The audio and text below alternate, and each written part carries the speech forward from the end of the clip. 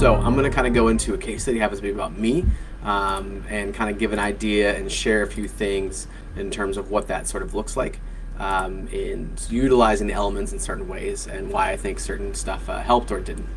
Um, so for this particular one, I'm talking about and calling it feeling the pressure, because it has all to do with sort of blood pressure for me, and what that looks like. So what I want to kind of show from the get-go is this screen here.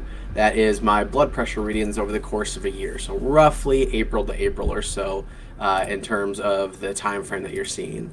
And the reason I want to show that is because last April was sort of the lead up to when my baby girl Ellie was born on July 1st.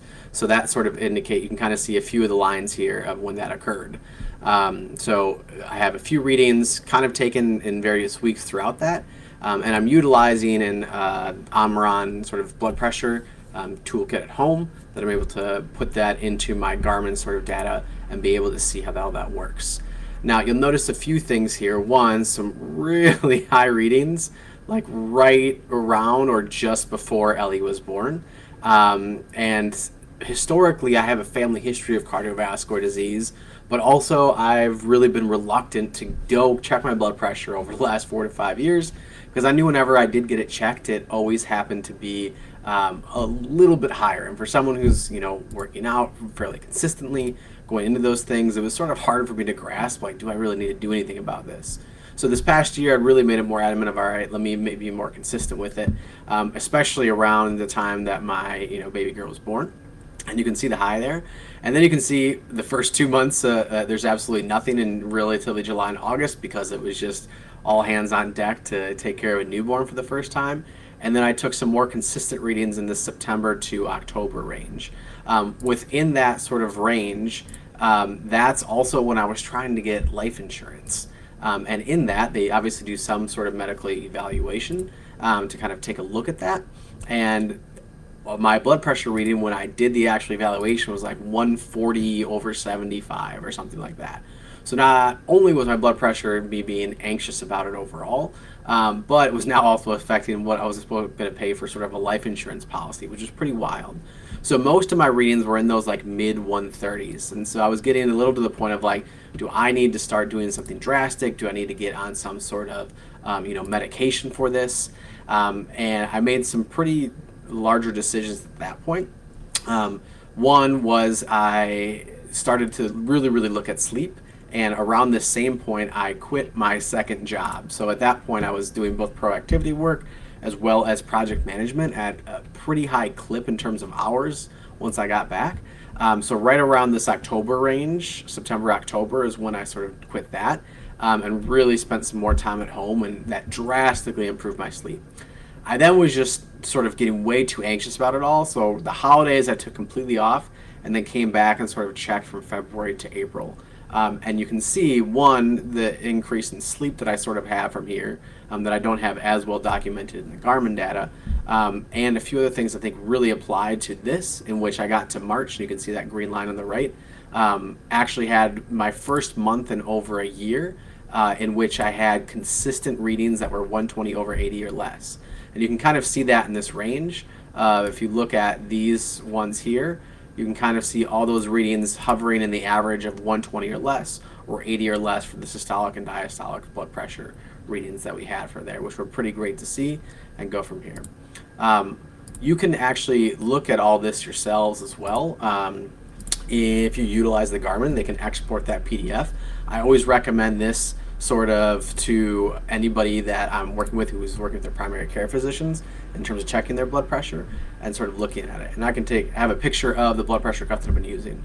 But the main, I think, changes in there for me, obviously, were the sleep ones and quitting the job.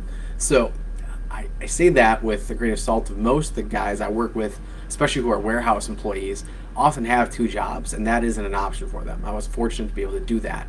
I think that quitting that, one, delayed some, not delayed, but sort of lowered some stress overall, but also allowed me to sleep a whole lot better. In addition to that sort of complexity of just trying to be a new dad, I also had a pretty substantial sort of life event for my family back home. One of my family members ended up getting sent to the hospital for some pretty dire consequences from essentially alcoholism. And since roughly that like July, August time, I have been sober to kind of support them in their sort of sobriety and going through that. So I haven't had alcohol in almost a year. And I'm hard paced to say that that hasn't also played a role in this, and in addition to the sleep. So not only have I just eliminated alcohol, but also, helped with the job stress, but also looked at the sleep. And in addition, I'm always sort of pushing, mostly because I'm involved with proactivity and APHPT, is looking at nutritional components of this as well. That is much more subtle in what I do, especially with a little girl now. Oftentimes, it's just like trying to get the BGs, as we call them, beans, greens, and berries.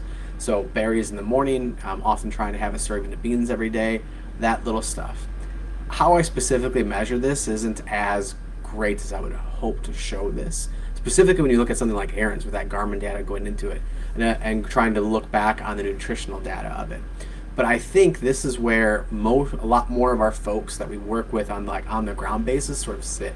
Sometimes they'll have a Garmin or something like that, but for some of them it might make them incredibly anxious to see that data. I'm one of those people and really try to do like 1 to 3 months at a time of really collecting it, checking in with how I feel, and then just throwing it out. Like I get really sort of into or worried about that specific data points.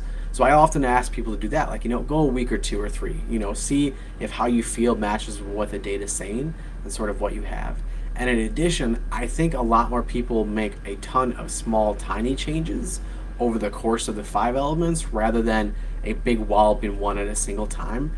Can one often alleviate the drastic change that needs to be happen. My work one being sort of aside from that, the rest were really more sort of small and incremental over the course of time that we could utilize that. So that's, I think, more of what we're looking for from the 5 elements in terms of that piece from it overall. What I also want to point out in terms of the blood pressure readings is trying to get as much data for blood pressure as possible. So one, there's sort of this big push now that I have for people in one of our employers is that they only might see their primary care physician once a year, and that once a year sort of data point for blood pressure, like if you took this out and only looked at sort of that high point of the 150 over 78, right? I could be labeled as high blood pressure. And now some might get delayed and go back after 3 months and check it again.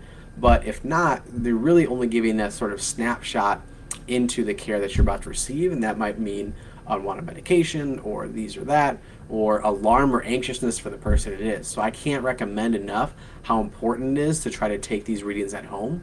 And the Omron and other devices are actually pretty spectacular at doing that. That way you can kind of see if I only looked at this stage of my sort of care, it'd be very different than now that I'm comparing it to the next stage overall from there. So I think utilizing these things to also show like how important it is that we're able to get those consistent readings over time are vast, and not just have a once a year reading, but try to have that over the course of the time, all the time, in terms of what we're looking at for that aspect of it. So getting them as much as possible. I think we do this a lot for folks in weight loss, but maybe not nearly as much for like when we think about blood pressure, and really trying to encourage people to be able to get a blood pressure cuff machine at home to be able to look from that overall. So I can't recommend that enough, and it's often one of the easiest things that we try to use for folks to try to be able to do that or recommend it to the employees we work with or any of that sort of aspect of that.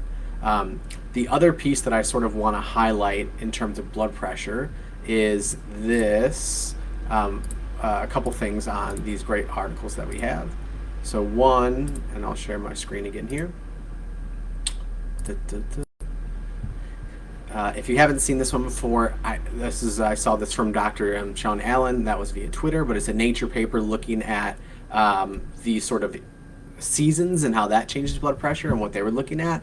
So you can kind of see what she highlights in terms of blood pressure here, systolic and diastolic measures, not only by hours and overall seconds, but also by the course of the years of the month. So they noticed a dip in sort of the summer for those types of readings with an increase on either side for those readings that they saw in the fall or spring or winter. So I think it's really important also for people to understand what their blood pressure looks like over the course of the year as sort of seasons change. But even if that person's being sort of measured at a specific time frame in a day, or when in this case the acute mental stress, at how they're actually seeing those results and what that could be like. So really, really important to help people understand this. And I think this paper is actually pretty spectacular on it. So let me pull up the paper itself that goes into it. But I think they do a great job at being able to highlight that within the paper of Nature. So this is the overall published article, Blood Pressure and Its Variability, Classic and Novel Measurement Techniques. So they go over a few different ways to read it and how important it is, and I think with our use of digital technology it can be great. But a few key points that they come out from that show just the massive variance in those types of things in terms of what they're looking at. So I think this paper is a really, really good one to see.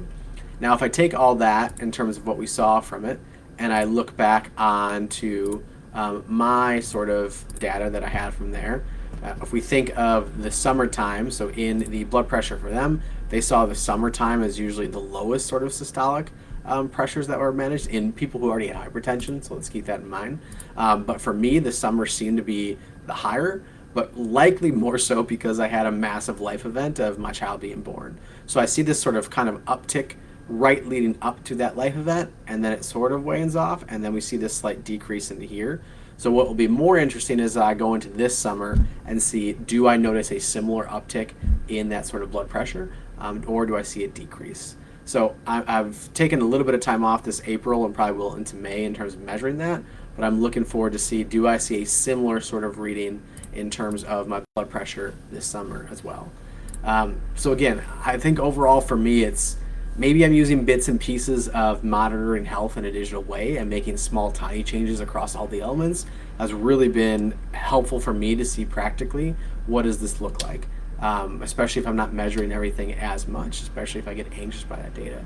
But for someone who has a family history of cardiovascular disease and other things related to blood pressure and heart attacks and cardiovascular events, there's a lot of emotion behind this and mental stress and just the numbers and the data and the means of what that sort of looks like. So I was hoping to kind of get an idea of what this could look like and measure it consistently. I think I've done that. So I'll take this and continue this case study for myself throughout the summer and sort of see what does my blood pressure look like in the summer compared to last, and sort of get an idea of where my variability is over the course of a year, help me better understand this. Love this example of myself. I try to utilize that with the folks I'm working with to see how they can measure theirs consistently and not just get a snapshot, but see that consistency of data over the course of time.